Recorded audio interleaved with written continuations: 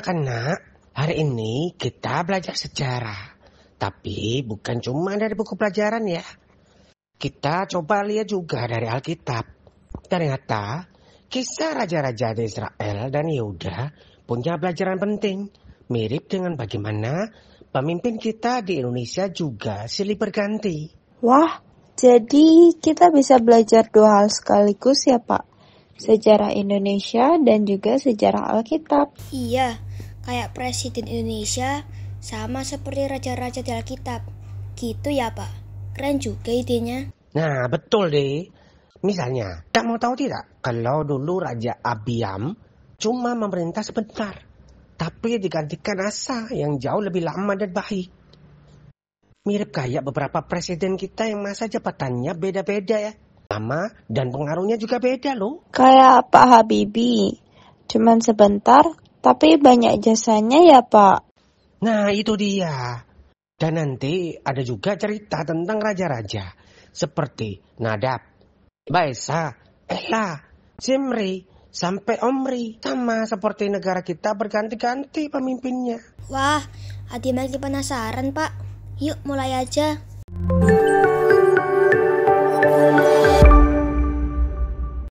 Shalom teman-teman, apa kabarnya hari ini?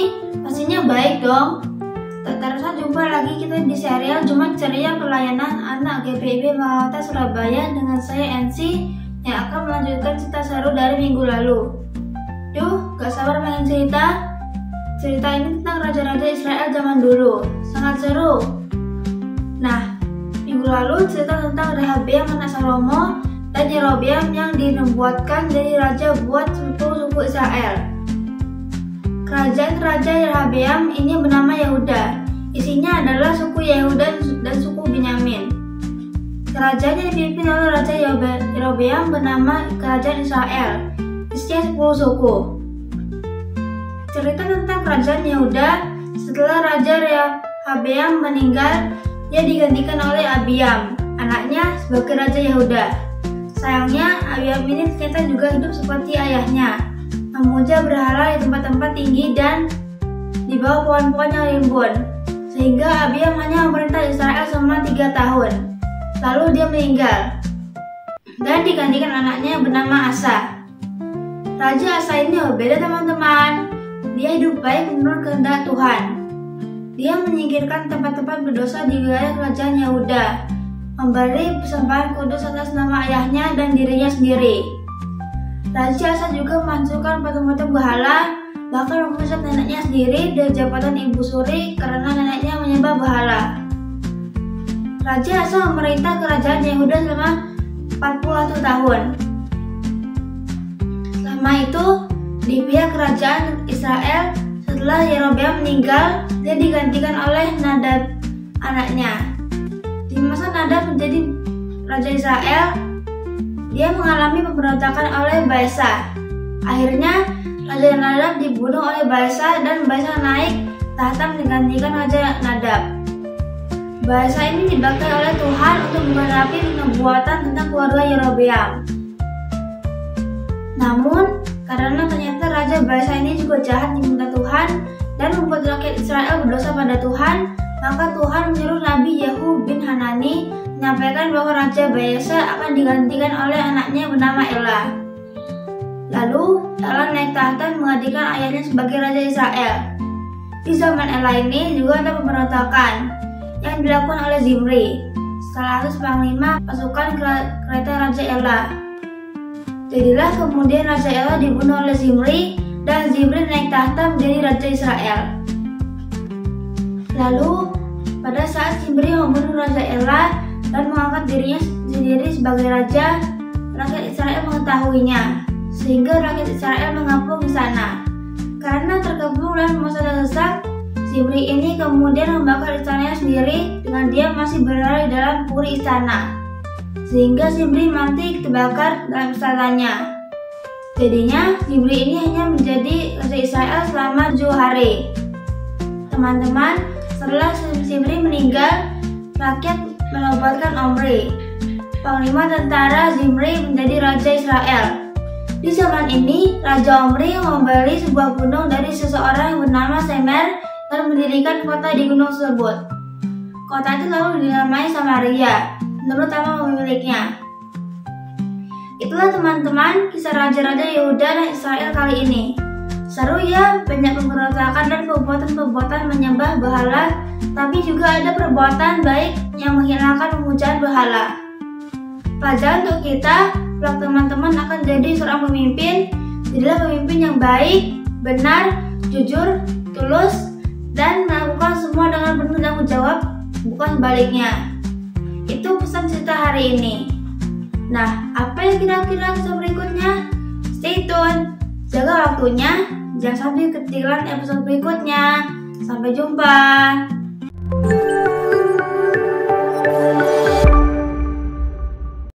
Wah, seru ya.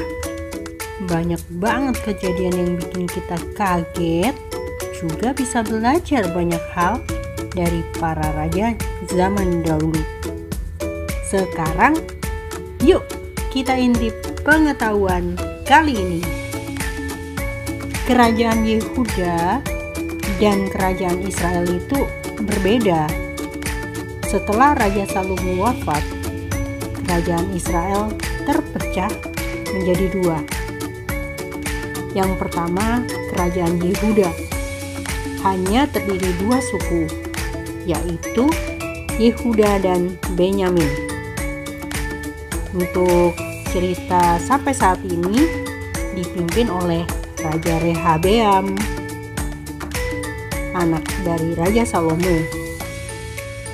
Raja Abiam, anak dari Rehabeam. Raja Asa, anak dari Abiam.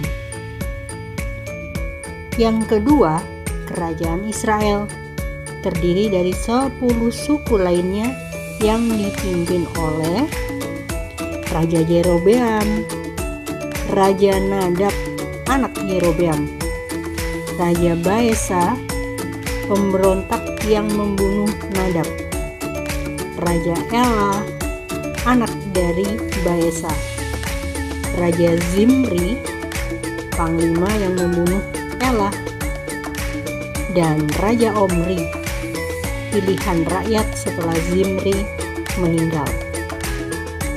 Ingat ya adik-adik, jangan ketukar kerajaan Yehuda dan kerajaan Israel. Ya, pemerintahan Raja Zimri adalah yang paling singkat dalam sejarah Alkitab. Zimri seorang panglima yang membunuh Raja Ela dan menjadi Raja Israel hanya 7 hari seperti cerita kita tadi. Hal yang memprihatinkan, Zimri tewas karena ia membakar istananya, padahal ia ada di dalamnya. Wah, kesian deh. Kita lanjutkan. Berikutnya Raja Asa dari kerajaan Yehuda adalah raja yang taat kepada Tuhan. Dia sangat berbeda dengan Raja Abiam ayahnya. Asa membersihkan negeri dari berhala, bahkan berani memecat neneknya karena menyembah berhala. Bagus ya. Lalu nubuatan Tuhan melalui nabi itu pasti terjadi. Contohnya begini. Saat Tuhan mengirim Nabi Yehu bin Hanani pada Raja Baesa dari Israel. Karena Raja Baesa juga jahat seperti raja sebelumnya, Tuhan menubuatkan bahwa keturunannya tidak akan bertahan. Dan benar saja, anaknya yaitu Raja Ela akhirnya dibunuh oleh Zimri. Ini mengajarkan kita untuk selalu taat kepada Tuhan karena firman-Nya pasti terjadi. Demikian pengetahuan kali ini. Adik-adik, masih banyak sekali pengetahuan yang akan dibahas. Jadi tetaplah selalu menyimak Jumat Ceria. Dah. Nah, begitu anak-anak. Kita sudah lihat tak ya? Baik di Israel maupun di Indonesia, pemimpin itu datang dan pergi. Tapi satu hal yang harus kita ingat tak ya? Bahwa Tuhan tetap memegang kendali ya Pak.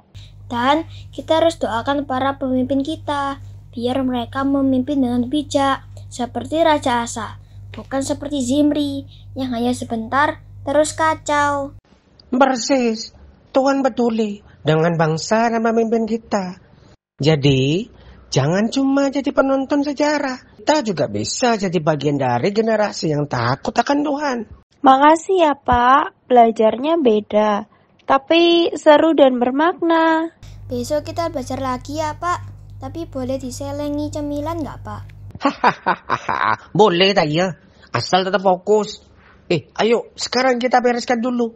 Lalu bantu ibu ya. Kalau tidak, waduh, bisa marah besar ibu itu. Hai kawan-kawan.